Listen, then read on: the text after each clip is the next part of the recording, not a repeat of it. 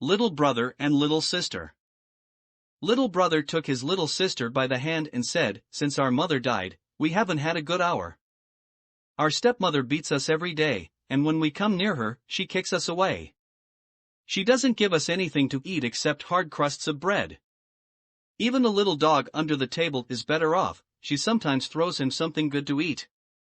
God have mercy, if our mother knew about this. Come, let's go away together."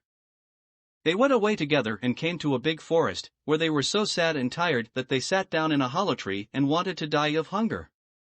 They fell asleep together, and when they woke up in the morning, the sun had already risen and was shining hotly into the hollow tree. "Little sister," said little brother after a while, "I am so thirsty.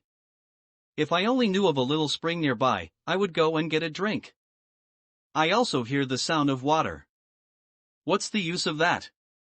answered little sister. "Why do you want to drink, when we want to die of hunger?" But little brother remained quiet and climbed out, and because he held onto his sister's hand tightly, she had to climb out too.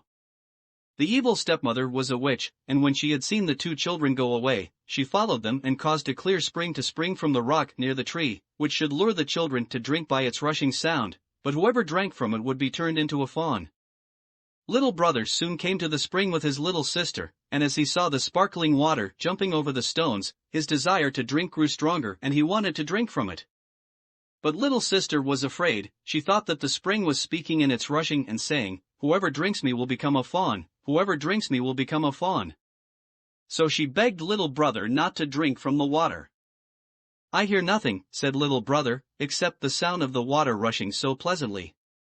Let me just go and drink." And with that, he lay down, bent over, and drank, and as soon as the first drop had touched his lips, there was a little fawn lying by the spring.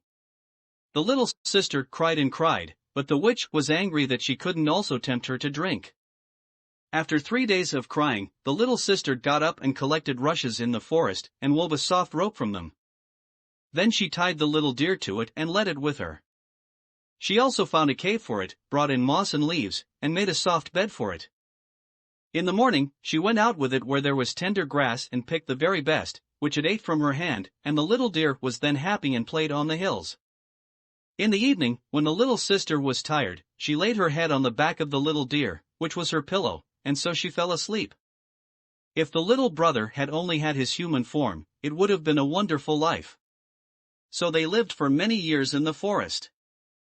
One time, the king went hunting and got lost in the forest. He found the girl with the little animal in the forest and was amazed by her beauty. He lifted her onto his horse and took her with him, and the little deer ran alongside on the rope. At the royal court, all honors were shown to her, beautiful maidens had to serve her, but she herself was more beautiful than all the others. The little deer never left her side and did her all good. Soon after, the queen died, and the little sister married the king and lived in all joy. The stepmother, however, had heard of the poor little sister's happiness. She thought she had long been eaten by wild animals in the forest, but they had not harmed her, and now she was queen of the kingdom. The witch was so angry about it that she only thought of how she could ruin her happiness. The following year, when the queen gave birth to a beautiful prince and the king was out hunting, the stepmother disguised herself as a chambermaid and entered the room where the sick woman lay. "The bath is prepared for you," she said, "it will do you good and strengthen you, come before it gets cold." She then led her into the bathroom. Once the queen had entered, she closed the door behind her, but there was a hellfire burning inside, and the beautiful queen had to suffocate. The witch had a real daughter whom she gave the outward appearance of the queen and placed her in her bed. The king came home in the evening and did not know that he had a false wife. But in the night, the nurse saw the real queen enter the room. She went to the cradle, took her child out, lifted it to her breast, and gave it to drink, then shook out its bed, put it back in, and covered it up. Then she went to the corner where the little deer slept and stroked its back. She came every night and went away again without saying a word. But one time she entered again and spoke. "What's up with my child? What's up with my deer? I'll come twice more, then never again."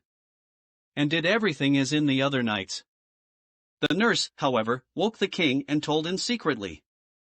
The king stayed awake the next night and saw how the queen came and heard her words clearly. "What's up with my child? What's up with my deer?"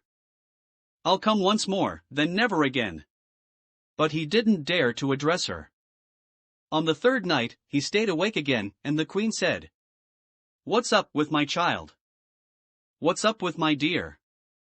I'll come this one last time, then never again."